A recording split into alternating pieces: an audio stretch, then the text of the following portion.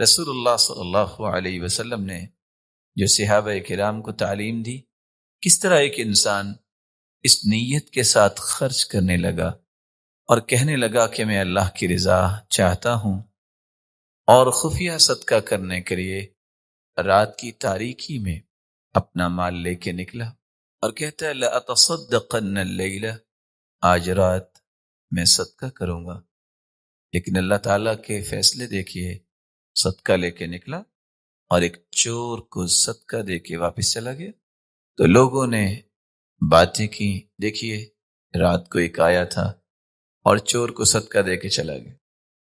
وہ پھر کہتا ہے آج رات میں پھر صدقہ کروں گا، کیونکہ میرا مقصد تو اللہ کی رضا ہے۔ رات کے اندھیرے میں تو پہچان نہیں سکا یہ چور ہے یا کوئی اور ہے۔ دوسرے دن وہ صدقہ لے کے نکلا اور اس نے ایک بدکار عورت کو صدقہ دیا اور واپس چلا گیا۔ لوگوں نے پھر باتیں کی کہ دیکھو رات کو کس کے ہاتھ پہ صدقہ کیا۔ وہ پھر یہ خواہش کرتا ہے آج رات میں پھر صدقہ کروں گا۔ تیسری رات بھی جب اس نے صدقے کی نیت سے نکلا، ایک امیر اور غنی آدمی کے ہاتھ پہ صدقہ کر کے واپس چلا گیا۔ لوگوں نے پھر باتیں کی، اس کا ایک ہی سوال تھا، اللہ تیری ہی تعریف، میں نے تو تیری رضا کے لیے صدقہ کیا، تو نے چور کو دلا دیا، زانیہ کو دلا دیا، غنی کو دلا دیا۔ جواب دو ملے، میرے بندے جو تو نے صدقہ کیا ہے، پہلی خوشخبری یہ ہے تینوں راتوں میں کیا گیا صدقہ اللہ نے قبول کر لیا۔